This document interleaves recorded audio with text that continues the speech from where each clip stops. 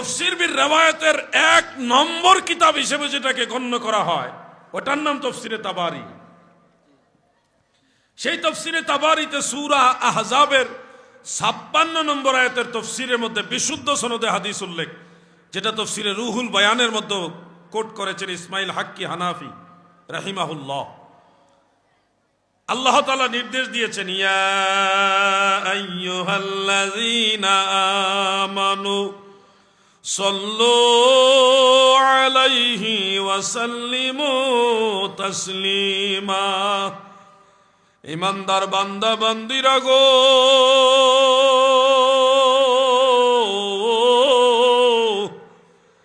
তোমরা আমার নবীর উপরে দুরূদ পড়ো এবং সালাম দেওয়ার মতো সালাম দাও। আল্লাহর যখন এই আদেশ নাজিল হলো, হযরতে কাব ইবনে উজরা রাদিয়াল্লাহু আনহু নবীজির আদরের সাহাবী, তিনি বর্ণনা করেন ফাকুমতু ইলাইহি, রুহুল বয়ানে আছে ফাকুমনা ইলাইহি, আমরা সব সাহাবারা নবীজির প্রতি দাঁড়ায় গেলাম, কিয়াম করলাম। ওয়া কুলনা আসসালামু আলাইকা আইয়ুহান নবী ওয়া রাহমাতুল্লাহি ওয়া বারাকাতু, সব সাহাবারা ওই মজলিসে দাঁড়ায়া দাঁড়ায়া সালাম জানাইছে। সুবহানাল্লাহ।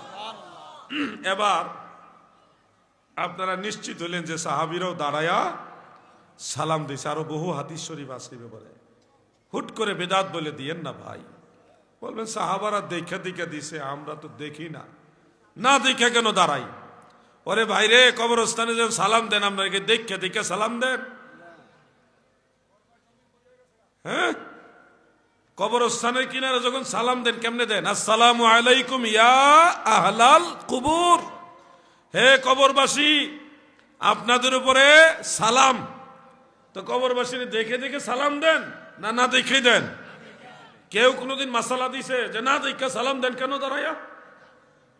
সাধারণ মুসলমান মনে রাখবেন, আমরা যখন মারা যাই, যাব, মৃত্যুর পর আমাদের রুহু কবরে থাকে না। বিশেষ আল্লাহর খাস কিছু বান্দা ব্যতীত আর কারো রুহু কবরে থাকে না। রুহু চলে যায় ইল্লিয়িনে আর না হয় সিজ্জিনে। কবরের মধ্যে কোনো মানুষের রুহু থাকে না। সেই ইল্লিয়িন আর সিজ্জিনে রুহু কবরস্থানের কিনারে আপনি দাঁড়ায় তাকে সম্বোধন করে বলছেন আসসালামু আলাইকুম ইয়া আহলাল কুবুর। সে এখানে উপস্থিত নাই, অনুপস্থিত, তা সত্ত্বেও তাকে সম্বোধন করে সালাম দিচ্ছেন না দেখে, কোনো মাসালা নাই।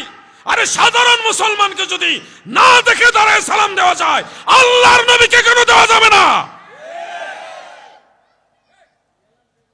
আমি নবীকে দেখি না, কিন্তু নবী আমাকে দেখে, ওটার দলিল আছে। নবীজি শুধু আমাদেরকে দেখে না, লোহে মাহফুজও দেখে, হাউজে কাউসার পর্যন্ত দেখে। আমার নবীজির কাছে গোটা দুনিয়াটা হাতের তালু মুবারকের মতো।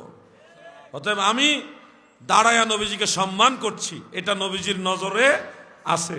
তো আল্লাহর এক বান্দা আল্লাহর নবীকে দাঁড়ায়া সম্মান করতেছে, এই দৃশ্য দেখলে নবীজি বেজার হবে না খুশি হবে? অতএব নবীজির মহব্বতে আমরা দাঁড়াই, মহব্বত প্রকাশের জন্য। এটা সলফে সালিহিন করে গেছেন।